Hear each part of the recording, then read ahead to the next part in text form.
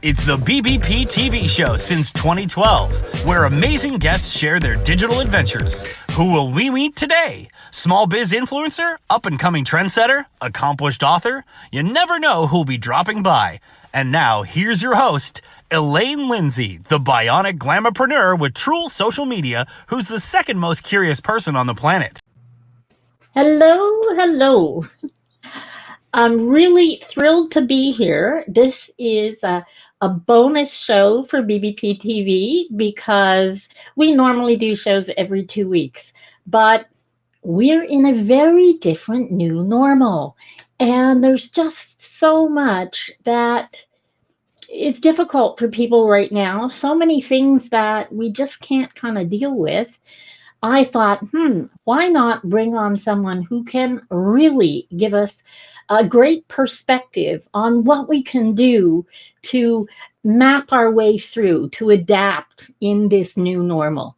And I want to give you David Amerland, my friend, who is an incredible international speaker. He's a strategist. He's a business journalist and the author of Sniper Mind, which is what we're probably going to talk about today. That's only one of, I'm going to say, at least 10 books. Every time I turn around, David's writing another book. So I probably missed one, but I am so thrilled to have you here. I'm thrilled to be here, and it's exciting to meet up after such a long time since the last meeting we had. Yeah, So. Yeah, it's been a couple of years. It has indeed, yes, definitely. Yeah. A lot of things have happened since then. Things have happened.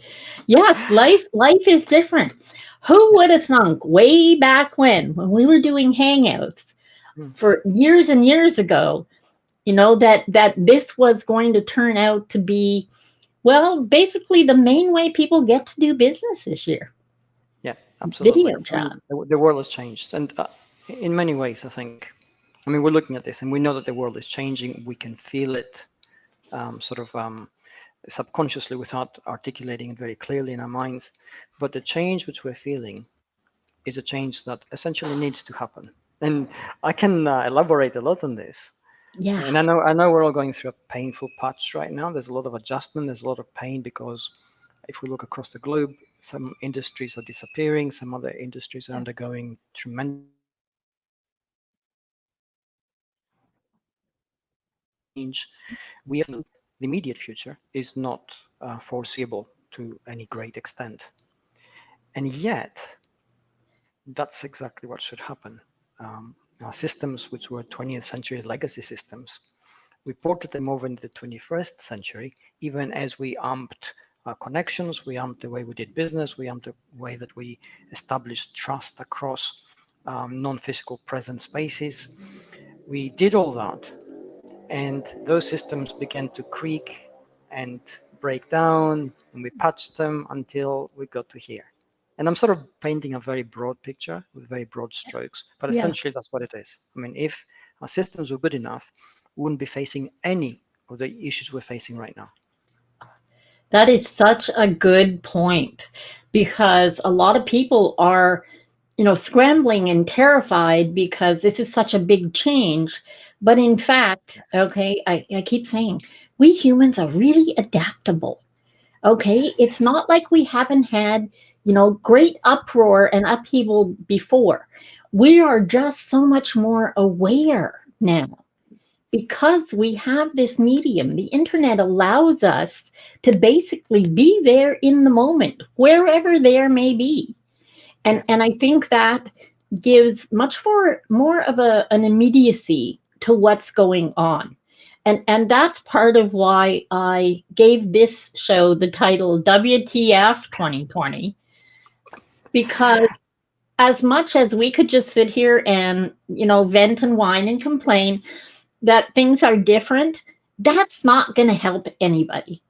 Okay. And I am, if nothing else, I am incredibly positive. I always say, give me a room full of horse pucky, and I will start digging for a pony.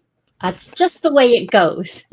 Absolutely, and I think this is the right approach. And I know, I'm not discounting the least the anxiety which we're all feeling right now. Okay, we all feel it because it's inevitable. We're in Oh the yeah. midst of it, and we are not immune to the changes that are happening in our environment. We're not immune to the pressures which are applied upon us.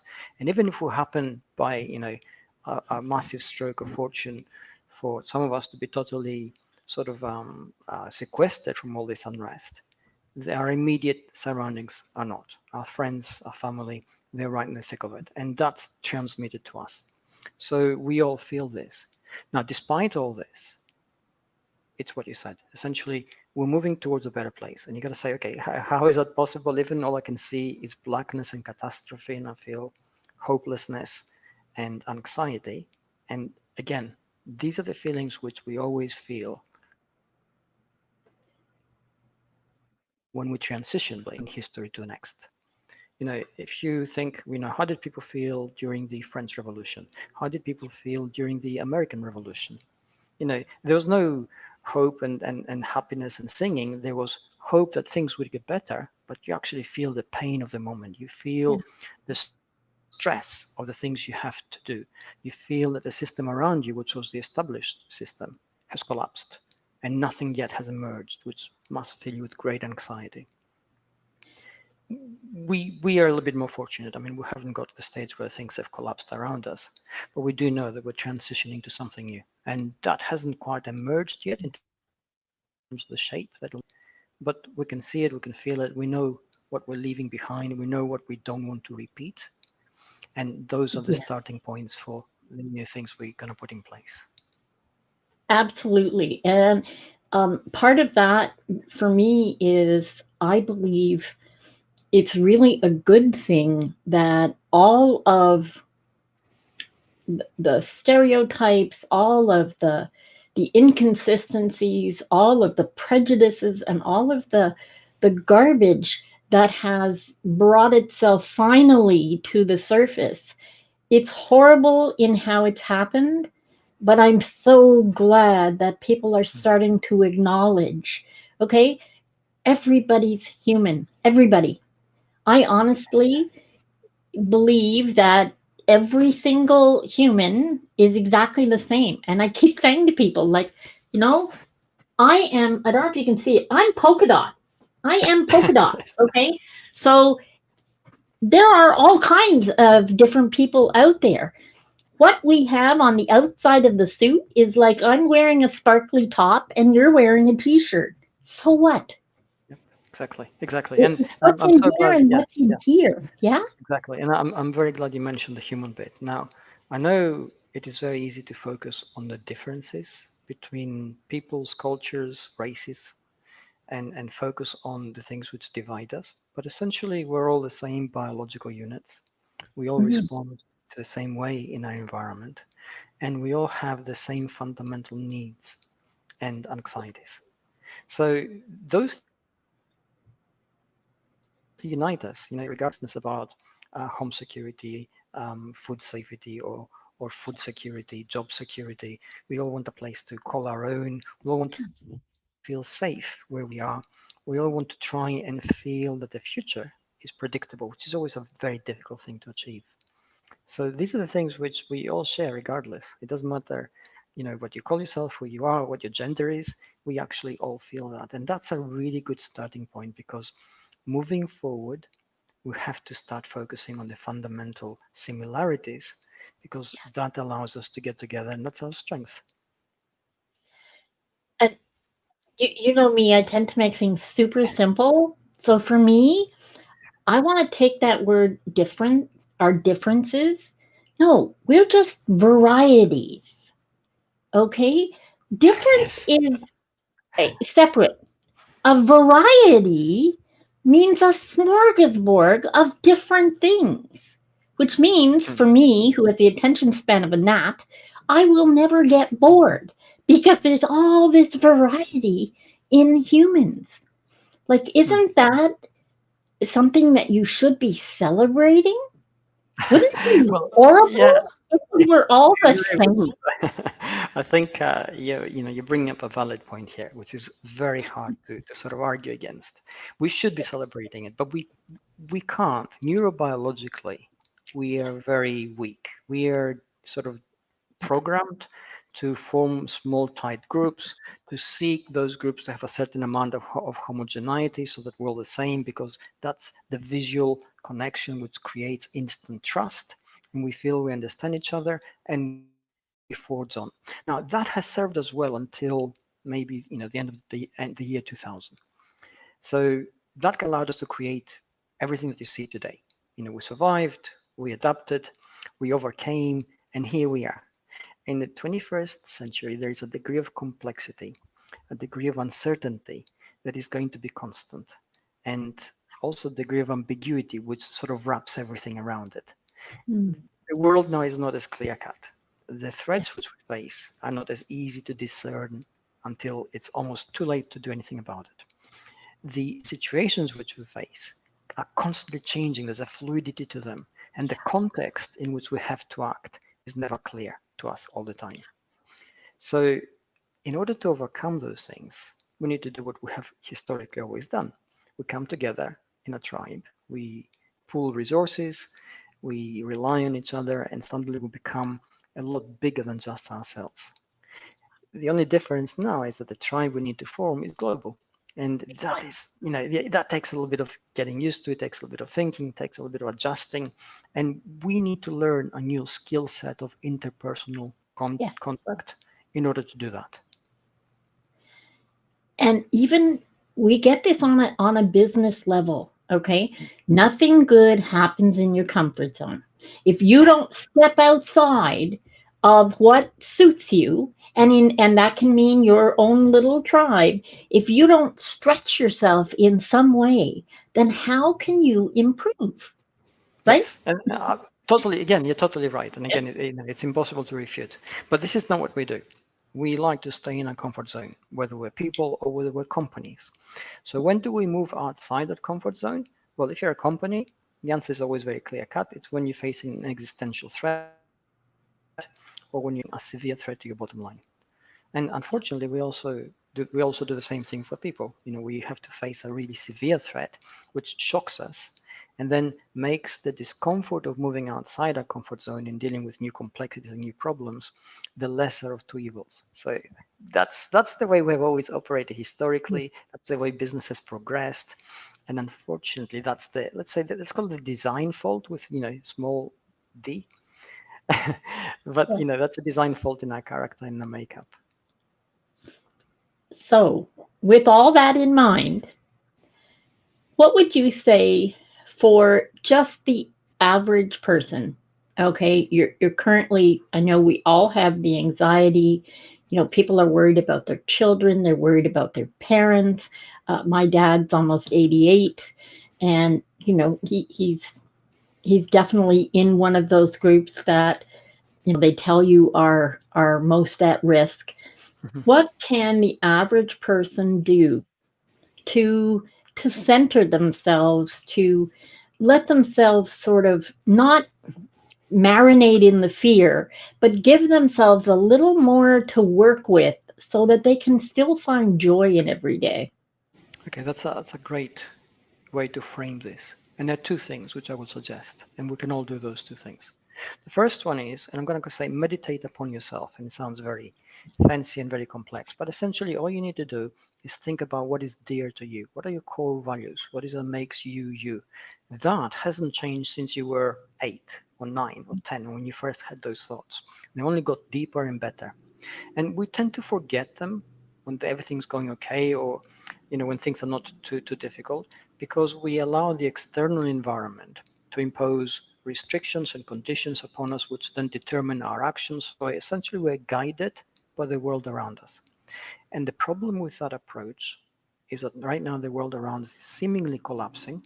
So we feel we have no guidance. We don't know how to behave. We don't know what to say. We don't know what to think most of the time. So what I will suggest is that you think very carefully about what is dear to you. What are your core values? What is it makes you who you are? And the moment you realize that, that gives you your immediate strength. There you are. That's you. That hasn't changed. Nobody can take that away from you. No threat is going to make that disappear because that's you. The second thing which helps deal with the anxiety and the fear which we all face is to reach out to people and just talk. Everybody feels vulnerable. I do myself. I really, I mean, I'm incredibly busy right now, but if you ask me what's going to happen 6 months from now, 3 months from now, I can't honestly tell you. I have some ideas. I know where things are heading, but like everybody else, I see a huge fluidity in that situation and things may change very quickly. So in order to deal with that, I just talk to people. I'll make sure that, I externalize my fear. A fear shared is a fear lessened. It doesn't Yeah. go away, I still feel it, but I also realize that this is normal. It is normal to feel anxiety. It is normal to feel fear. So I stop fighting against it. If I stop fighting against it, then what happens in my brain neurobiologically, I stop allocating resources to suppress it, which are never going to be enough, which means I don't get as tired. I don't get as anxious about it. I know it's there. I know potentially I can get ill and potentially again I can die from COVID-19 like everybody else. But that is a possibility which I'm taking active steps to lessen. And soon as I lessen those things, I feel more in control. And also I think, okay, that it may happen to me, and if it does, and if I do die, there's nothing I can do, and I'll do everything I can to avoid it, but I'm not Yeah. going to get over anxious about it. Well, So these are the things we can do. absolutely. Absolutely. And I want to take that a little further from an esoteric level, and that is emotions like fear and joy, angst, whatever. They're meant to flow and go. Yes. Okay, not just humans, all animals. Yes. Okay, we've lost the ability, like zebras and antelopes and what have you, when they run away from a lion, you'll see them and the whole body will shake and shudder. That's them letting go of all that fear. So it Mm. doesn't go with them. Well, we humans don't really have that anymore. And if you take the time to understand those emotions, let yourself feel the fear, acknowledge the fear, as David said. When you share it with others, it does lessen it, but then kind of mentally shake it off.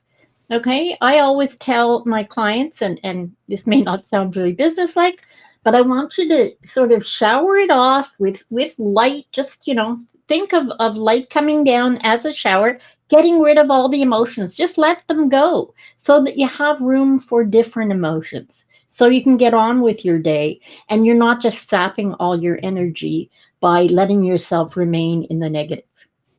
That's right. And I think you made a really important point here. We only have so much emotional and psychological energy to allocate. Yeah. We are going through a crisis point in our history, which we feel every day, and that elicits an immediate neurobiological response in us. Now, first of all, that's normal. We are designed to respond to crisis because that's how we survive. Yeah. What is not normal, however, is the duration of this crisis. Normally, a crisis is something which has a starting point and a finishing point, and the distance between the starting point and the finishing point is very short, relatively speaking. With this particular crisis, it's already been several months. It's going to be almost a year by the end of this year, and Yeah. we arguably have another 12 months ahead of us before we can say, we're beginning to see things improve a little bit. It's a long period of time for our body neurobiologically to be in a crisis response state, which is what's exhausting us. So by externalizing the fear, by acknowledging it, saying, heck, I'm really worried about the future. I don't think my business is going to make it, or I don't think I'm going to make it. I don't think the people I love are going to make it. And I think, most of us already had some friends who have already passed away because of this. So it's a very real thing. So by externalizing that, we reduce the anxiety of the crisis neurobiological response in our body. We just say, okay, there it is. Okay, it is there, and we acknowledge it. What we feel is normal, and we just need to dial it down because if we're constantly at an edge, it works against us. Oh, absolutely. It even, being what they call adrenaline junkies, and being on that edge of just about to, fall or crash or what have you. It is absolutely exhausting, and your body cannot maintain that state. Yeah, yeah, It exactly. wasn't designed that way. No, no, nobody's body is designed for that. And that's No. what they explain. This is what makes things so hard. So these are the techniques, the strategies, if you like, that you employ to actually get through it. And businesses are doing the same in terms of how they handle their personnel internally, how the people in charge are handling themselves, the crisis which they're facing, so then they can focus on the business part of the equation. Oh, absolutely. And I think the new leadership is becoming more aware of how their employees feel, and not only that, but acknowledging that they too are human and they have those fears as well. Yes. There's not a big difference anymore. We are, as I said before, all human, and acknowledging that a leader feels that way doesn't diminish the leader. It actually, gives them more humanity, and Yes, and it makes us all relatable, right? Not so yes, insane. yeah, So we're not robots, we're all flesh and blood feeling the same things. absolutely, absolutely. And I think that's critical. And another little, again, a little more esoteric, but at the end of the day, write down 5 things you're grateful for that happened that day. I call it my gratitude attitude. Yes. And for me, it's things like chipmunks and squirrels and my chihuahua and my grandkids, my children. Those are all things that I am incredibly thankful for. Left out the husband, didn't mean to. He's there too. But he's not too far away, so I better be good. But it's little things. You can find joy in anything. And when you start being grateful, it's amazing how many more things you can find to be grateful for. And that takes more room. Yes. You don't have as much room for the fear. It does, and actually, it's like, well, and again, I'm glad you brought this up. And there is a neurobiological or neuroscientific explanation for this. And I know it sounds trite, right? You're asking people in No. the middle of a pandemic to start the day by feeling grateful about something. Yeah. But this is what happens. If we're feeling anxious, if we start the day feeling stressed, if we feel fearful, and the higher centers of our brain, what we call executive functions, they shut down. And we have the lower centers of our brain, which create a panic response in us to work with. So there are a lot of things which we see and we can't process. Our perception narrows, and the view we have of the world diminishes. Mhm. If we start by feeling grateful, what happens is we relax, essentially. We dial the tension down. And the moment that happens, the higher executive functioning centers of our brain kick in, and suddenly we have more and richer and more powerful mental resources to process the data we see, the information we see. So then we can cope with it better, we can do more with it, and we can find surprising solutions sometimes to problems which we thought were insoluble. So that is a very important technique. It's a very important point to bring up. And it allows us, it's a very strong, very powerful coping mechanism in a time of crisis. Yeah. Because it's been brought to my attention a number of times that we're losing more and more people. The suicide rate is up, not just here in Canada, in the US, in Europe, everywhere, because it is such a scary time. And the one thing I want to say that is incredibly important, you may think what I'm saying is trite, and you may think David's is very deep. But here's the thing, the bottom line is this: reach out and talk to someone. Whether it's someone on Twitter, it's on Facebook, LinkedIn, wherever you are, if you feel that there's just too much fear, you can't handle it, you can't go on, reach out to someone. There are a million places online that people will help you by letting you talk and talking you through. Video chats are easy peasy for people, and there are a ton of helplines out there. We do have them on the website, and with your permission, David, I'd like to put some more on the page from our talk today, because I think it's incredibly important, and I want people to have the opportunity to get some help. Even if you just want to talk to somebody for 5 minutes, if you just, for whatever reason, you're feeling alone, you're feeling you want to vent, you want to say something nice, doesn't matter, reach out. There's lots and lots of us out there who are willing to talk to other people. Excellent. And I will unpack a little bit of what you just said. And I know Thank you. it, it's, talking seems very simple, but it isn't actually. And here's why it isn't. We are processing machines. We are designed to process data because that's the only way that we can actually begin to create the mental constructs that allow our brain to forecast the future, which gives us a degree of certainty, which then allows us to navigate towards it with some kind of assurance that we will make it, which is what our brain is designed to do. So all our complex behavior comes down to that simple rule. And as we process information, we need to think that we're not thinking machines that feel, we're actually feeling machines that think. So a lot of the information we process are feelings. If we are locked inside our heads, if we lose hope, if things get dark, and it can happen to anybody. So this is, this is the kind of thing that we must remember. We're also vulnerable and fragile in this.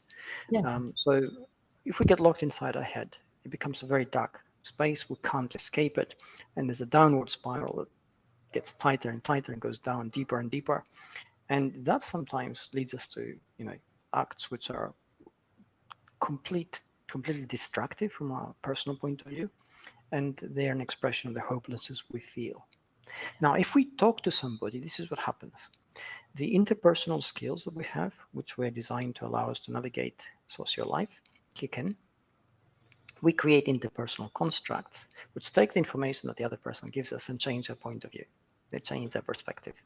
So a simple conversation, even about the weather, even about sites you've seen locally, is never just that.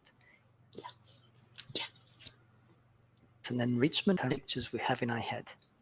And that can take us out of our own darkness. It allows us to see the world from a different point of view. And that changes the way we feel, which then changes the way we think, and it can change the way we act.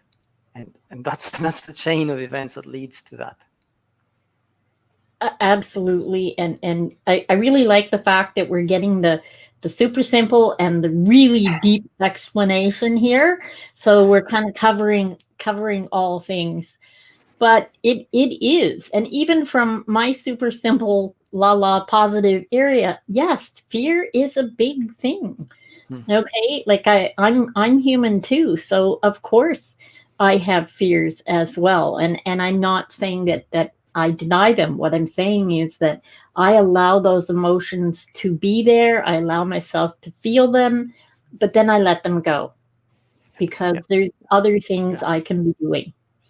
Yeah, Even if it's playing with your dog, your cat, your bird. Yes. Go This is why yeah.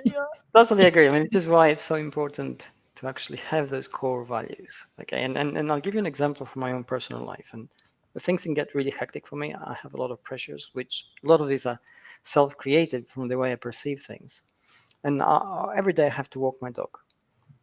And I could choose to see that as a chore. It takes me away from work, adds to the pressures of the day, and it's a very stressful thing. And it is. I choose not to see it that way because that's my time with him, and his time on the planet is a lot less than mine. So our connection during that walk is precious. So that is fenced as time, and it's our time. Going on, it's going to take about 35 minutes to walk him every evening, and I do that, and just it decompresses me. But that comes again from the core values. You think about what's really important to you, and he's really important to me. So that and I thought about it. So obviously this is not something which just came to me. I sort of worked it through in my head because initially it was like, okay, I've got to walk him, and I've got to do this, and I've got to do that, and I've got to make everything fit around it. And no, I thought this is ridiculous. It should not be a stressful time for me or him because you transmit those emotions to him. It should be something playful and amazing, and you just experience the world through a dog's eyes, maybe for 35 minutes. And I think that's what I choose to do. So there you go. There's your example. Absolutely. Not only that, there have been studies done a lot in the last 10 years. They now use dogs in old age homes, in children's hospitals, all over, because the act of petting a dog, and I'll give you the simple explanation here, makes you feel good. And David will give you the deep explanation of what it does in your brain. Yeah, it actually releases oxytocin which allows you Yeah. to relax, and it's a hormone that allows you to feel good about it for a start, but it Yeah. de-stresses you, it completely decompresses you, which is why. And we use dogs because they reciprocate so easily. And if you used cats, it'd be a lot harder because you have to win them over, right? But with Yeah. dogs, you pet them and you show them affection, and they give it back to you in spades. So then that hormone is released in us, and we mirror their feel are the same emotions that we feel. So within that context, they feel good, we feel good, and we decompress. And here's an example of the different species that are interacting, right? To the benefit of both. Yeah. Absolutely. And they get treats. So hey, they're coming out of this pretty Yeah, good. yeah. It'd be nice if we get them as well. It doesn't work that way. Yeah. No, it absolutely doesn't. But is there something else, say um, on a business level? Okay, because there's a lot of entrepreneurs out there. There's a lot of small business, Yeah. and here in Canada, in my area in Ontario, restaurants, gyms, they've all closed. Cinemas have closed again. We've gone back to stage 2. It's really hard on these entrepreneurs and small businesses, to be closed months at a time. This is not something anyone ever expected. So, any suggestions or tips of sort of how to manage through that when it is, there's no two ways of getting it. It's not just fear, it's fact. Yeah, absolutely. And I totally get that. And the challenges are huge, right? And I'm going to give some solutions, and they're not always applicable to everybody equally, but most of these will apply to most situations, and you just need to think about them. Okay, the primary one is that if you are facing a lockdown in your business, and it's a long-term one, bear in mind there's going to be more lockdowns in the future, and we don't know how many and how frequently. But for the next 14 months until the end of 2021, that's a picture that we're actually seeing emerging. So some industries will close down, there'll be some local lockdowns, there may even be additional national lockdowns. And this is across the globe. So how do you deal with that as a business? Well, you need to rationalize what you do and why. You need to get down to strip everything down to the very core of what you do and think, is there a future? Can you continue? If you can continue, what will it take? Do you need, if you have loans, do you need to talk to your bank and arrange some kind of agreement? Because they also understand. And you need to actually not just go there and beg, but go there with a concrete proposal and say, look, this is my business. Let's say it's a cafeteria. Here's my loan. It's X amount of money. I'm closed down for 3 months of the year, 6 months of the year. I may have more lockdowns. There are two options. Forfeit the loan and close the business down. You've lost and I've lost. Or we rework it until I'm back on my feet, and then I can pay you back. And banks are also willing to listen to reason, provided you are proactive and you show business sense. And this is just one example. It applies to many different businesses. The other thing you can do, of course, is think about how you can repurpose what you're doing. Some businesses work online. It is possible. Some businesses work through takeaways. Again, it is possible through a digital medium. Some businesses work in are repurposing from B2C to B2B sort of approach. So that's what you actually need to do. If none of those things work, what do you have to do? And this is what I'm going to say, and it's always hard: cut your losses. And there's no sense in waiting and waiting and waiting and waiting until you have zero hope and you can see that you waited too long and it's too late to do anything. So if you see that, whatever you're going to do, it's not going to work, think, okay, what can I do now?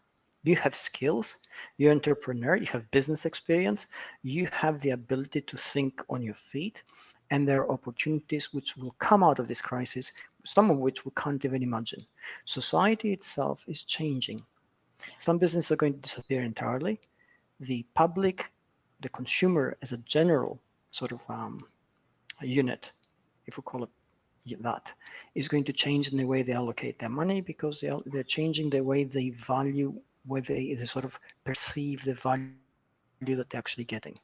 So if we were frivolous in the past and we sort of competed on perhaps, I don't know, fancy logos or fancy goods because there was a perceived status in that, that's going to change.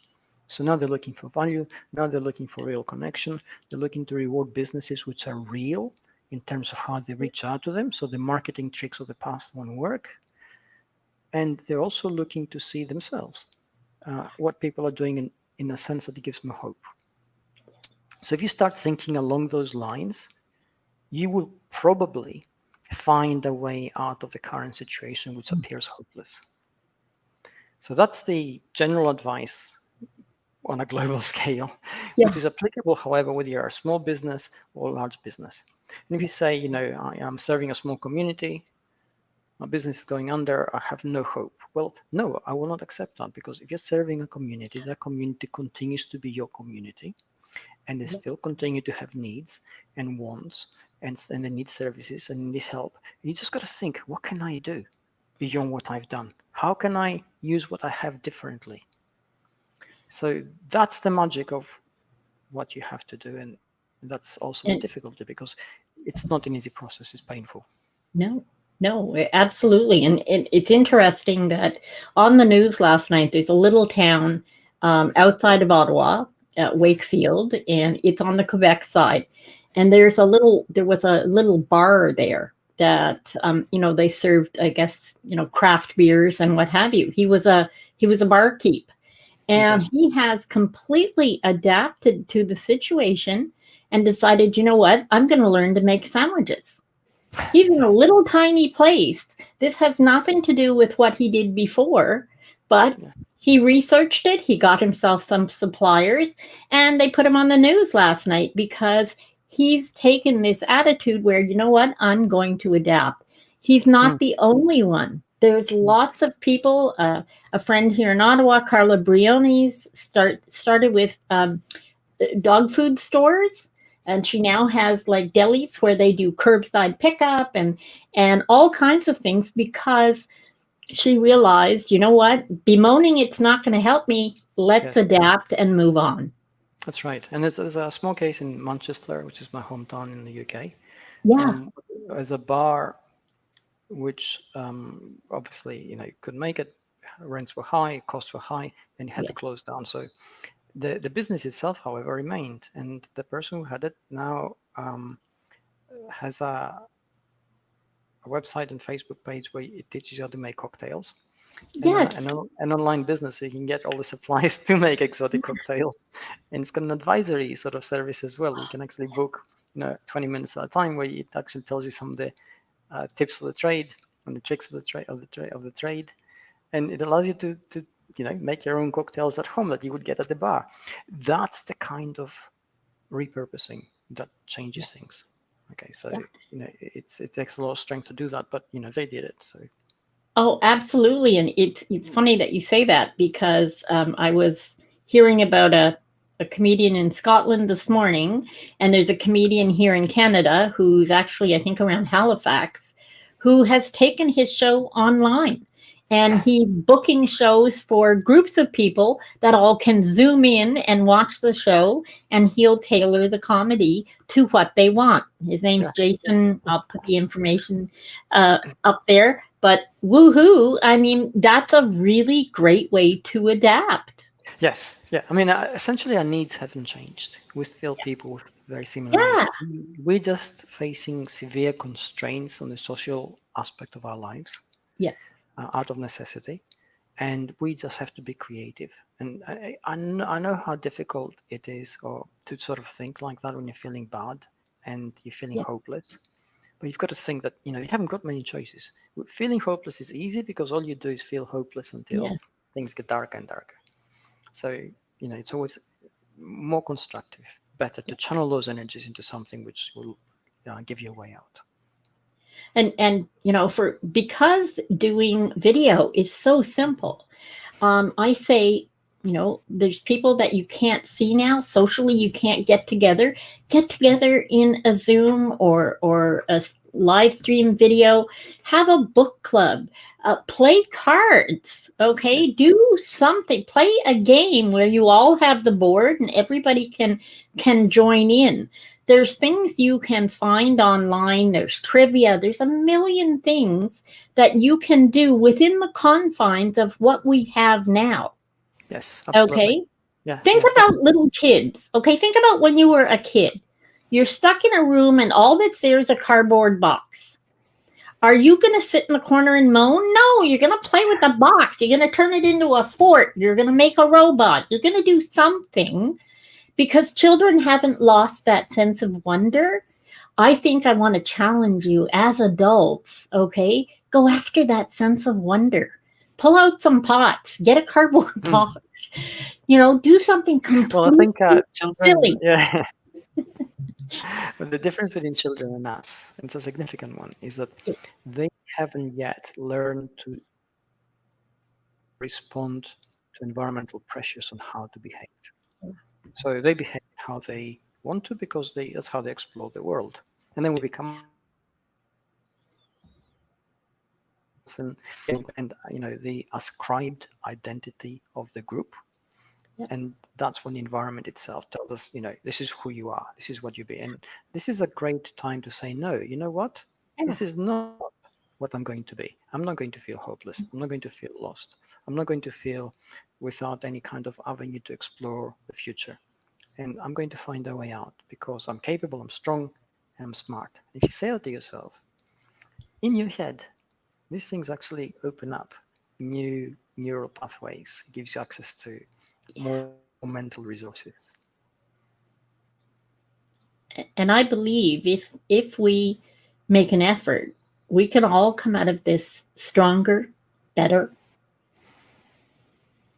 No, definitely. I mean, this is part of our evolution, and again, I know exactly how painful this is, and I keep saying this because I don't want to minimize it in any way. I know we're being very positive and being very constructive, but this is not taking away from the fact that every single day now, every one of us wakes up and we feel anxiety throughout the day, we feel worried throughout the day, and everything we hear and perceive only seems to add to our anxiety and our worries. And definitely, these things are real, but at the same time, we got to think this is a transitory period in history, and we're moving towards a place which is actually going to be better. And I know you think, how is it going to be possible? Well, you got to think that change and motivation for very complex neurobiological reasons only move towards better places, which lessen the anxiety, lessen the insecurities, and the uncertainty, and even perhaps the ambiguity which we see. So essentially, we are moving towards that. We will get better because we have experienced this, and we learn through this in order to move forward, to use different skill sets, different interpersonal competencies, and even different core competencies for ourselves as we mine our values and use those values to perhaps be very real in a way that in the past we weren't. Yeah. Absolutely. No, I think that it's all great points, and it's really reaffirming to know that even those simple things have good grounding in helping you neurologically, to make yourself better, to help yourself sort of get out of those bad feelings. Because the anxiety is real. That if you turn on the news anywhere, it's not going to make anybody happy. My goodness. I know. No. I know. But at the same time, I think we need to contextualize everything. It's it's a period where suddenly the whole globe, more or less, is in the same boat. It doesn't matter whether you're living in Africa or you're living in Japan or you're living in Australia or you're living in Europe or America. We all feel the same things. I think from that alone, we need to understand that, hey, the human race as a whole is just one, right? The world is just one. We all have we have different countries and different cultures, but cultures is just a different expression of different environments. They're inevitable, right? So mountain people and river people, kind of thing, they have different cultures because the environment is different. But their biological needs are the same. Our psychological needs are the same. And we're beginning to realize that. So then let's explore how we can utilize that similarity, how we can utilize the talents that reside in each one. What if the mountain people and the river people interchange skill sets, right? How powerful they would be. Suddenly their world would open up. It wouldn't be just water and rocks, it'd be water and rocks, right? And I'm just water rocks. yeah, exactly. And rocky water. I'm sort of putting these simplistic examples together, but they showcase the kind of thinking that basically allows us to be bigger and stronger and more powerful. And again, historically, that's how we've become who we are. We've taken over the planet. We've built incredibly complex, technologically advanced civilizations, and we did it through this union of people, resources. Whatever idea you get, for instance, came from a particular place. It never just came from a place.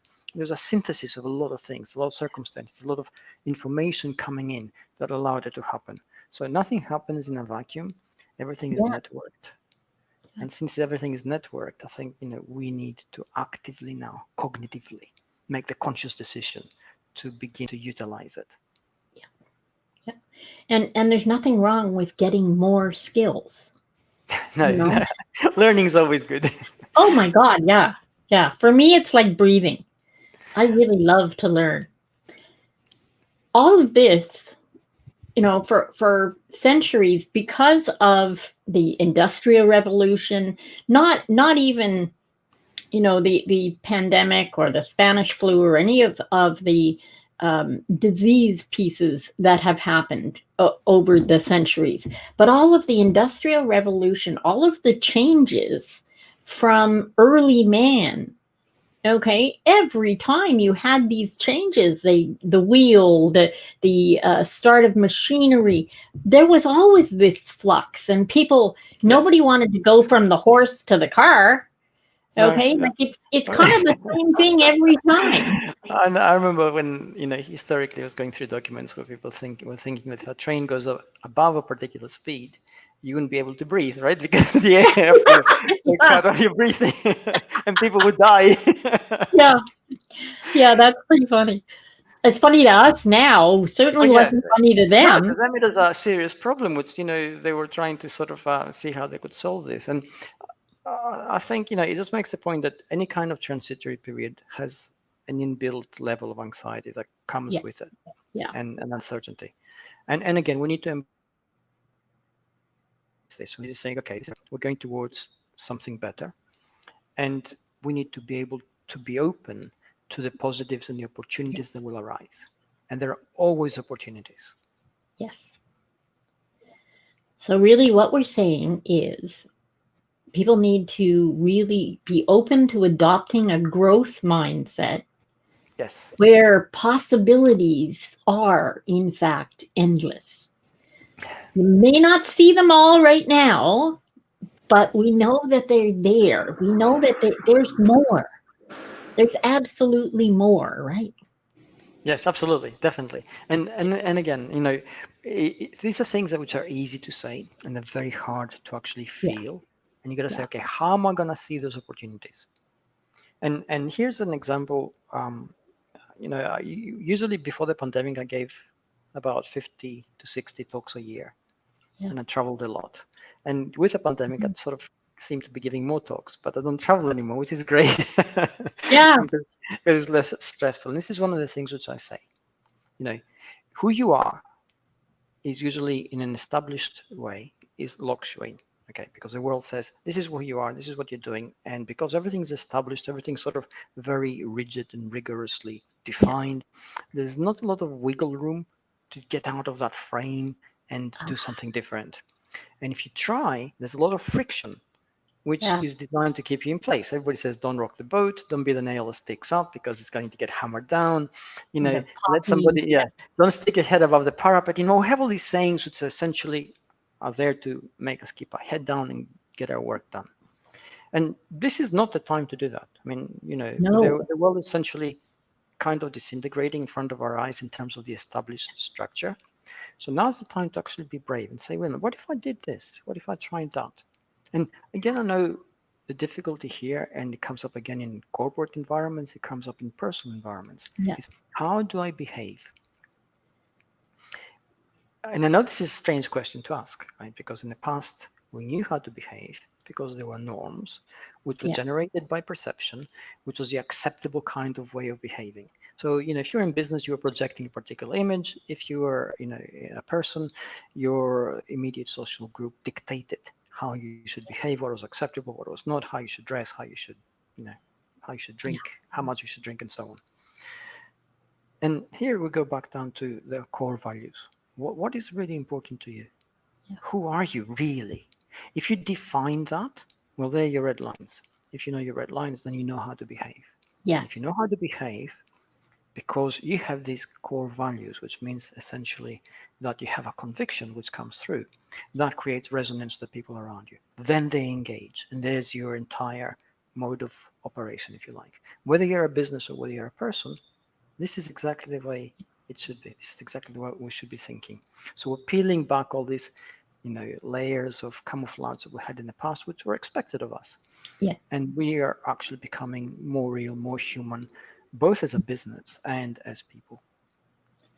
Absolutely. And I think one of the things that I think is super important is understanding that you need to lead you from a place of empathy, Yes.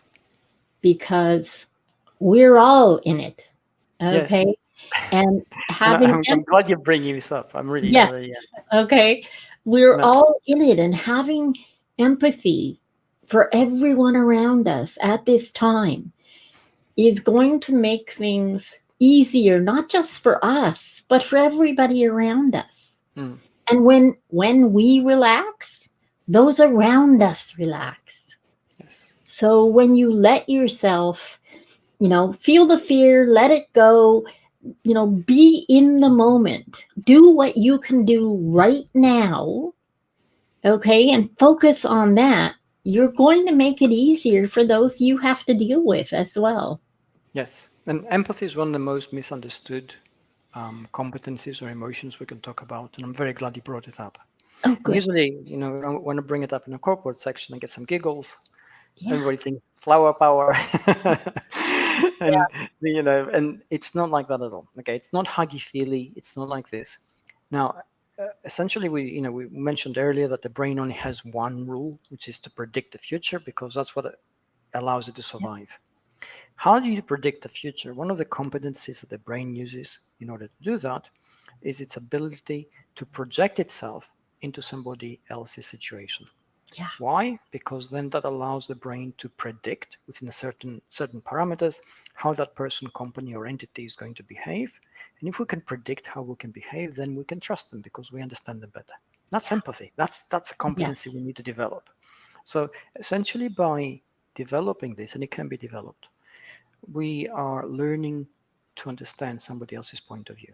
If we understand their point of view by understanding how they feel, then we can predict what they're going to do.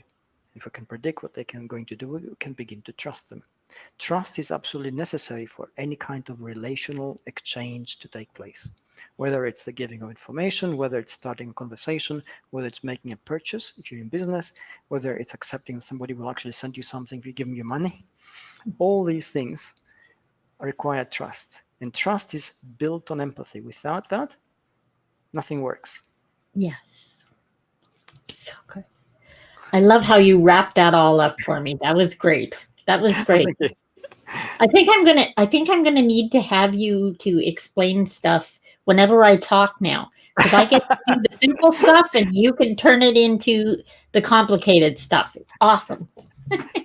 It'll be a full-time job. My next full-time job. Yeah, I love it. I love it. Oh, good. Oh, good. Well, hey, sounds like you might be open to that. I have to say I'm looking at the clock and going, oh my, I have taken almost an hour of your Yes. time. I cannot tell you Flown by it. It's been fun, I must how say. much I appreciate, David. You have really, I think, given people a lot of genuinely useful food for thought. I You know, sincerely hope so. I really do. yeah, you're saying, and I believe we're communicating the fact that we do understand the anxiety, understand the fear, but let's all work to get past that. let's Yes. let's go to this better place, because it is gonna be better. Absolutely. We And I think, and again, it's easy for us to say sometimes, okay, move on and forget it. And it's not like that at all. no, It's no. yes, we are all facing this. There Yes. are mental tricks we can apply which will make us better at coping with this. And we just need to cope long enough for this difficult patch of history we're experiencing to blow over, which will take roughly 14 months, as we were looking at. And then things will begin to crystallize. And the moment they do, our own capabilities will be better suited to basically dealing with everything. Absolutely.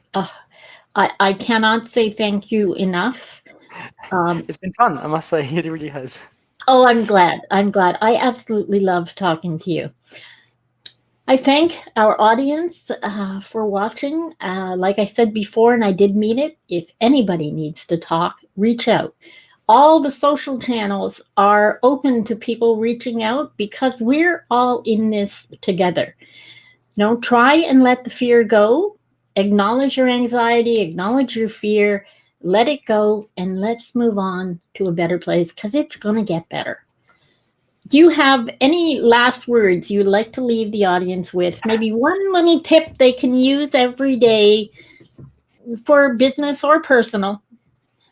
Well, I will say, focus on the small victories you achieve every day, because it gives you a sense of confidence and a sense of competence, and it decompresses the anxiety which you'll feel. It doesn't matter how small they are. If you get out of bed with a smile, I think I would count that as a massive victory in this time and age. So focus on that and try to start your day feeling good about something. It doesn't have to be big, but choose something small. Focus on that. And I gave earlier, my walk with my walking time with my dog. I feel really good during that time. It doesn't matter what's happened before. It doesn't matter what's going to come after. But because of that walk, what comes after, it's easier for me to deal with. So, focus on those little things, and then that will give you the handle you need to begin to sort of take the difficulties of the day apart. Yes. Thank you. That was wonderful. So appreciated. Thank you. Stay safe out there, guys. Stay safe. My guest, David Amerland, thank you so much. I'm Elaine Lindsay, the host of BBP TV with Truel Social Media. Make today the very best you can and do that every day. I'll see you next time when our guest will be Ashley Owens, who is the networking concierge. That'll be a little bit different.